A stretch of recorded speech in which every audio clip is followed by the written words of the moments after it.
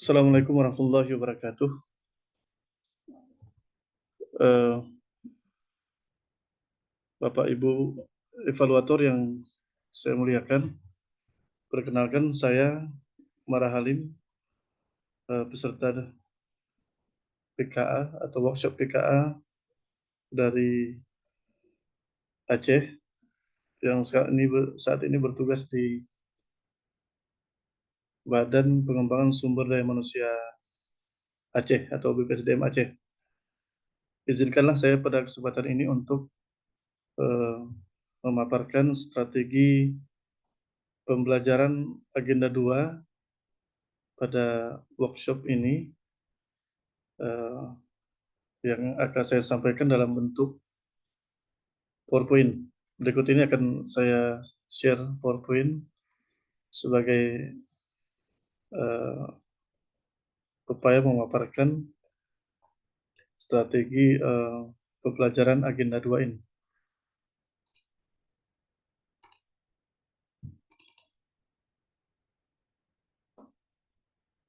Ya, baiklah.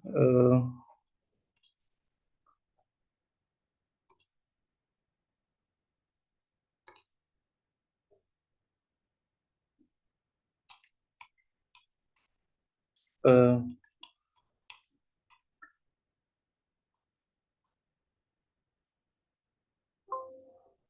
ya, ini biodata saya. Kemudian substansi dari materi presentasi ini adalah yang pertama akan diulas dasar hukum PKA, kemudian deskripsi singkat tentang pelatihan kepemimpinan administrator ini, kemudian mata pelatihan yang ada di dalam PKA ini, selanjutnya learning journey, blended learning PKA, kemudian akan dilanjutkan dengan step by step dari pembelajaran itu mulai dari MOOC, kemudian pembelajaran e-learning yang terdiri dari sinkronus dan asinkronus pertama, kedua, dan ketiga. Kemudian ditutup dengan nanti pembelajaran klasikal. Bapak Ibu evaluator yang saya muliakan, berangkat dari dasar hukum penyelenggaraan PKA, ini berangkat dari Undang-Undang Nomor 5 Tahun 2014 tentang aparatur sipil negara. Ini pasal 43 dan pasal 69 ayat 3 huruf B. Kemudian ada PP nomor 11 tahun 2017 tentang manajemen PNS, pasal 52 ayat 2 dan pasal 217. Selanjutnya peraturan LAN Perlan nomor 5 tahun 2022 tentang perubahannya tentang pelatihan struktural kepemimpinan. Nah, peraturan itulah yang kemudian ditindaklanjuti oleh keputusan LAN nomor 1005 tahun 2019 tentang pedoman penyelenggaraan pelatihan struktural kepemimpinan dan keputusan Kepala LAN nomor 1008 tahun 2019 tentang kurikulum pelatihan struktural kepemimpinan. Ini merupakan dasar hukum yang dijadikan pegangan saat ini untuk mengembangkan pelatihan kepemimpinan. Bapak Ibu evaluator yang saya muliakan, selanjutnya kita akan masuk ke substansi agenda 2 ini. Sebagai deskripsi singkat, apa sesungguhnya yang ingin dibangun dari agenda 2 dari kurikulum PKA ini. Agenda 2 ini bertajuk kepemimpinan kinerja. Apa yang dimaksud dengan kepemimpinan kinerja? Agenda pembelajaran ini berupaya untuk membangun aspek kompetensi yang harus dimiliki oleh seorang pemimpin level administrator, yaitu untuk meningkatkan kinerja instansi melalui unit kerjanya, dan kemampuan itu dalam hal mengelola aspek-aspek kinerja di luar unit kerjanya. Inilah satu keterampilan yang harus dikuasai oleh seorang administrator. Ya, ini kemampuan seperti mengetahui perubahan perubahan yang terjadi di lingkungan strategisnya, kemudian melakukan transformasi proses kerja dalam konteks lingkungan kerjanya berdasarkan tuntutan perubahan. Selain itu juga mampu memetakan dan menata jejaring kerja yang mendukung pencapaian kinerjanya, serta mampu mengkomunikasikan setiap perubahan yang terjadi di lingkungan kerjanya kepada setiap stakeholders dalam jejaring kerjanya. Inilah satu kompetensi yang harus dikuasai oleh seorang administrator dari sudut kepemimpinan kinerja. Selanjutnya, ada 4 mata pelatihan yang di dalam agenda 2 ini yang diharapkan dengan diperolehnya mata pelatihan ini oleh peserta, peserta akan memiliki kompetensi kepemimpinan kinerja, sebagaimana dijelaskan pada deskripsi di atas. Yang pertama, mata diklat kepemimpinan transformasional. Yang kedua, mata pelatihan jejaring kerja. Yang ketiga, mata pelatihan strategi komunikasi organisasi sektor publik. Dan mata pelatihan yang keempat adalah manajemen perubahan sektor publik. Sesungguhnya urutan-urutan mata pelatihan ini bukanlah satu obligatori atau harus demikian letaknya. Kalau saya pribadi lebih menempatkan mata pelatihan manajemen perubahan sektor publik sebagai mata pelatihan yang pertama di agenda ini. Kenapa demikian? Karena saya menganggap perubahan itulah yang menyebabkan seorang administrator harus tampil menjadi pemimpin yang transformasional. Kemudian setelah dia tampil menjadi pemimpin yang transformasional, kemudian dia harus mampu memetakan jejaring kerja atau stakeholder yang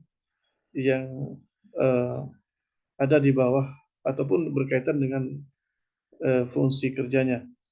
Kemudian setelah dia memetakan jejaring kerja dan stakeholder, dia harus juga mampu menerapkan strategi komunikasi sehingga setiap stakeholdernya bisa memahami konteks perubahan yang terjadi di lingkungan kinerjanya. Karena itu saya pikir ini bukanlah satu urutan mata diklat yang sifatnya ketat, tapi tergantung bagaimana kita mengkontekstualisasinya untuk kepentingan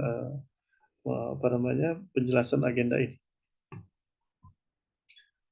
Baik, Bapak Ibu evaluator yang saya muliakan, kita mulai dari learning journey, blended learning BKA, sebagaimana yang kita baca di dalam kurikulum bahwa learning journey blended BKA dimulai dari pembelajaran MOOC, yakni 10 JP, kemudian e-learning yang terdiri dari 24 JP, yakni 6 JP sinkronus dan 18 JP asinkronus. Kemudian pembelajaran klasikal, 21 JP, 9 JP klasikal pertama dan 12 JP klasikal yang kedua. MOOC itu pembelajaran mandiri dari peserta itu pada hari keempat, 5, dan 6 selama 3 hari untuk agenda 2. Kemudian e-learning itu selama 3 hari juga, yaitu pada hari 13, 14, 15 setelah agenda 1. Kemudian untuk pembelajaran klasikal itu terjadi atau dijadwalkan pada hari ke-30 dan ke-31. Nah, apa saja yang disampaikan pada masing-masing pembelajaran ini? Kita melangkah ke MOOC. Pada MOOC pertama, yaitu 5 JP, yang dilakukan oleh peserta adalah mengupload bahan ajar, bahan tayang, dan video seluruh materi pelatihan agenda 2 ke aplikasi Pelajar atau LMS.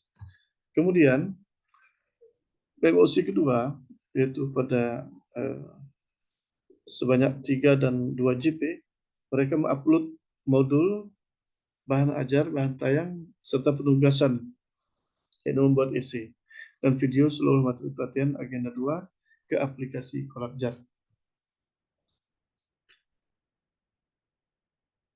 Baik, kita melangkah ke pembelajaran sinkronus yang pertama. Inilah mungkin baru masuk ke strategi dari masing-masing pengampu mata mata agenda ini. Saya sendiri dalam sinkronus yang pertama lebih membagi kegiatan itu menjadi opening, substansi, dan closing. Pada opening, kita memberi salam, kemudian berkenalan, dan untuk membangun building rapport atau kedekatan dengan peserta.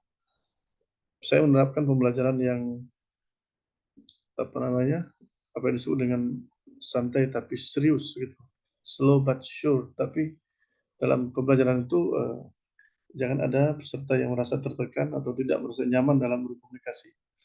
Kemudian yang ketiga, kita akan melakukan tanya jawab pada opening ini.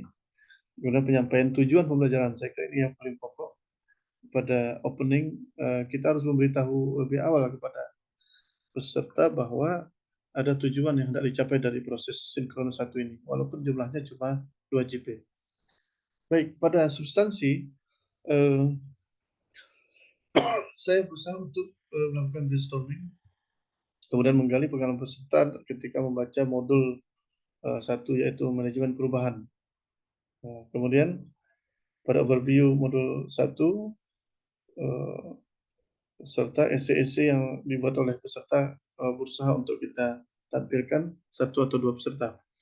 Kemudian penjelasan setelah mereka menyampaikan esai-esainya, kita sebelum waktu habis, kita menjelaskan tugas individu dan tugas kelompok yang akan dikerjakan oleh peserta secara asinkronus. Pada closing pertemuan, sebagaimana biasa kita membuat kesimpulan, kemudian memberi feedback dan memberi penutupan sehingga memotivasi peserta kembali untuk untuk tetap bersemangat mengikuti pelatihan. Selanjutnya pada asinkronus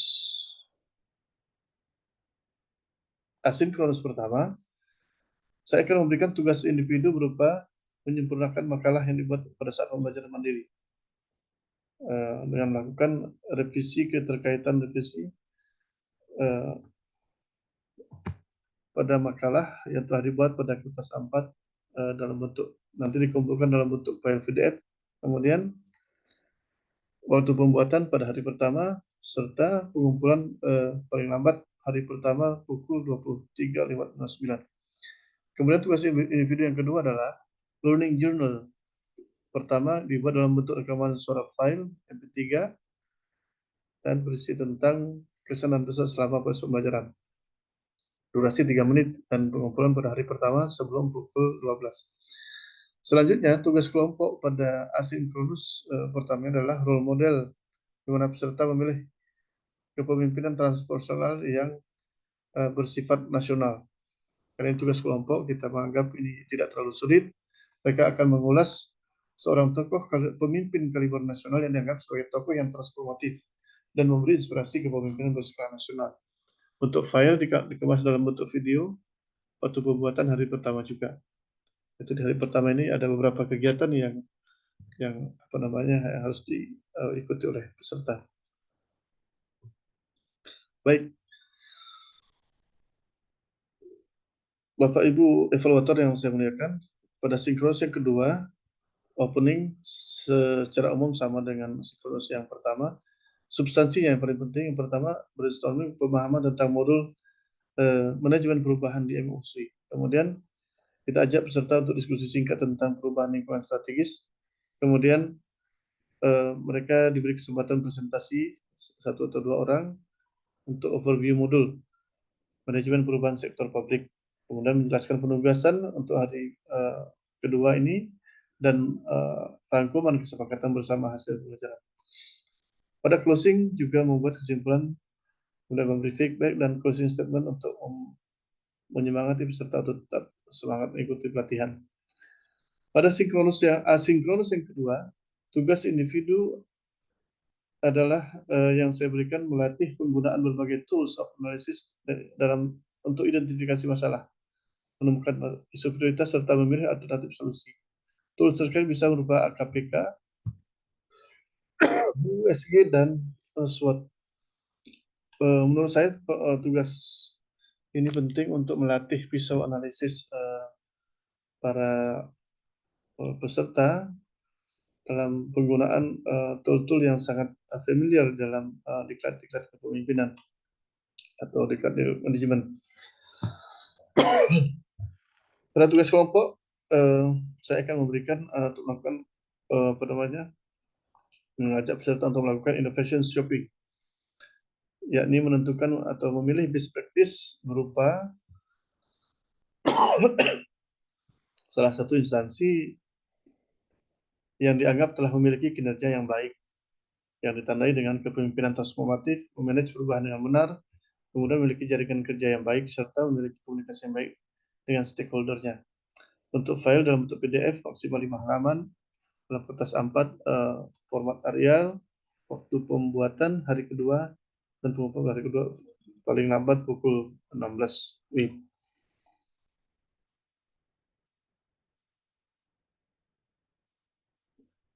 Kemudian untuk asinkronus ketiga pada hari yang ketiga, agenda kedua ini, yang ada hanya tugas individu, di mana dengan berbekal tugas pada hari sebelumnya, pada tugas individu ini peserta kita ajak untuk membuat rencana perubahan kinerja organisasi atau RPKU yang terdiri dari satu, latar belakang, pada tujuan, dua, tujuan RPKU, kemudian tiga, manfaat, empat, proses bisnis RPKU, dan pembentukan tim efektif, enam, peta stakeholder jajaran kerja, tujuh, strategi komunikasi untuk menjalin hubungan. Jadi RPKU dibuat sesuai dengan template yang disediakan. Tugas ini dikumpulkan pada hari Rabu. Kalau dalam hari Rabu tanggal 12, katakanlah misalnya tanggal 12 Agustus pada tahun 2003 sebagai contoh. Ini hanya sebagai contoh di dalam ini. Dan time limit yang kita sediakan pada pukul 23:59. Ini sebagai contoh. Terakhir, sinkronus yang pada hari yang ketiga, opening sebagaimana pada opening sinkronus sebelumnya. Kemudian terakhir, substansi yang diberikan pada peserta adalah pertama, brainstorming pemahaman peserta tentang modul strategi komunikasi organisasi sektor publik yang telah dibaca pada IOC. Kemudian diskusi singkat tentang perubahan lingkungan strategis. Kemudian presentasi satu atau dua peserta berkaitan dengan tugas pada hari kedua. Kemudian overview modul strategi komunikasi organisasi sektor publik. Selanjutnya, ketika proses ini sudah selesai, kita akan menjelaskan penugasan untuk peserta pada asinkronus yang ketiga. Sebagai closing, sebagaimana biasa, kita akan membuat kesimpulan, kemudian memberi feedback dan closing statement, dan tetap memotivasi peserta untuk bersemangat di dalam mengikuti pelatihan.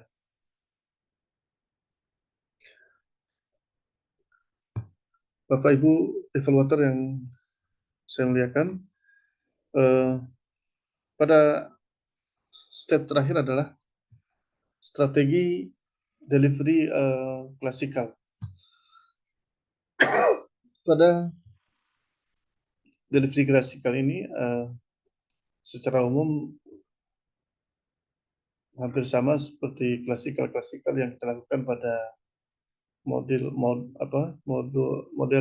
pelatihan kepemimpinan klasikal sebagaimana yang telah sering kita lakukan. Cuman waktunya karena relatif agak panjang, pada pertemuan pertama sebanyak 9 GP, maka kita harus membaginya menjadi beberapa sesi. Pada hari pertama ini saya membagi menjadi 3 sesi. Sesi pertama dari jam 8 sampai 10.15, kemudian sesi kedua 10.30 dan sampai pukul 12. Kemudian sesi ketiga pukul 13 sampai pukul 15:15. Sesi pertama lebih banyak kegiatan-kegiatan sifatnya membangun kedekatan dengan peserta, Apalagi karena sebelumnya tidak ada pertemuan dengan peserta, maka ketika klasikal ini kita sudah berinteraksi secara langsung dengan peserta. Karena itu pada sesi-sesi pertama ini, alangkah baiknya kita bertanya, saling menyapa, saling memperkenalkan diri, kemudian eh, menyampaikan agenda pembelajaran H1 serta hasil yang diharapkan. Ada baiknya juga dalam sesi-sesi pertama ini kita melakukan ice breaking ringan untuk mencairkan suasana dan membangun kedekatan. Kemudian ada juga baiknya review dan refresh PKA. Apa itu pelatihan PKA, bagaimana proses penyelenggaraannya, serta produk yang dihasilkan. Hal ini penting untuk membangkitkan memori peserta tentang atau semakin menguatkan memori peserta tentang tujuan yang hendak diraih dari penyelenggaraan PKA ini. Kemudian pre-memori peserta terhadap substansi-substansi setiap modul yang ada pada agenda 2. Kemudian sebagai penutup sesi pertama ini, pembahasan kepemimpinan kinerja secara teoritis. Pada sesi kedua, dari hari pertama klasikal ini, saya akan mengajak peserta untuk benchmarking secara online ya, tentang role model organisasi birokrasi yang berkinerja tinggi. Jadi kita memilih organisasi mana yang kita anggap berkinerja tinggi untuk dijadikan sebagai panutan. Kemudian nanti akan ada sesi diskusi yang akan dilakukan dengan tanya jawab dan kemudian pada akhir diskusi kita akan membuat rangkuman serta pembulatan materi. Pada sesi ketiga akan dibuat diskusi kelompok lesson learn dari benchmarking secara online, kemudian simulasi kepemimpinan transformasional berdasarkan hasil benchmarking online, kemudian rangkuman pembelajaran klasikal. Capaian pembelajaran hari ini serta menutup pembelajaran dengan salam dan motivasi. Terakhir, Bapak Ibu evaluator yang saya muliakan, klasikal kedua juga terdiri dari beberapa sesi dan di sini sudah bertambah menjadi 4 sesi karena jumlah JP-nya juga bertambah ya, ini jadi 12 JP. Karena itu kita harus bisa mengaturnya sehingga materi pertemuan selama 12 JP ini betul-betul menjadi pemungkas dari agenda 2 ini. Pada sesi pertama, sebagaimana biasa kita melakukan building report dengan peserta untuk membangun kedekatan. Kemudian ada juga ice breaking dan sebagainya, semata-mata untuk dan juga tidak lupa kita lakukan review materi yang sudah disampaikan sebelumnya pada klasikal yang pertama. Barulah kemudian kita melangkah ke agenda pada klasikal yang kedua ini dan kita menjelaskan tujuan dari atau penekanan modul-modul yang akan disampaikan pada pertemuan pada hari kedua klasikal ini.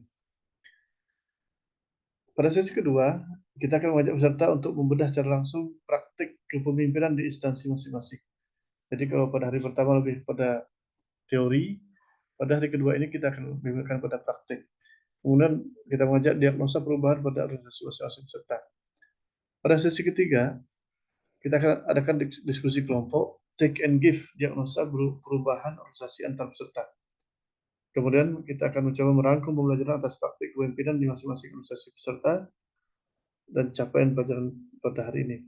Pada akhirnya juga, sebagaimana pembelajaran sebelumnya, kita juga akan mengajak peserta untuk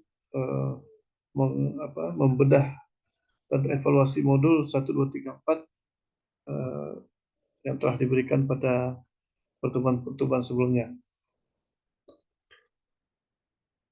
Hal ini perlu dilakukan karena pada klasikal kedua ini adalah pertemuan terakhir di dalam agenda 2 ini, karena itu perlu kita mereview sejenak atau merangkum apa-apa yang sudah dibicarakan pada modul 1, 2, dan 3 dalam agenda ini. Kemudian sebagaimana biasa pertemuan klasikal kedua ini kita tutup dengan sama-sama mengajak peserta untuk merangkum dan memberikan kesimpulan dari pembelajaran pada hari kedua dan mengaitkannya dengan hari sebelumnya.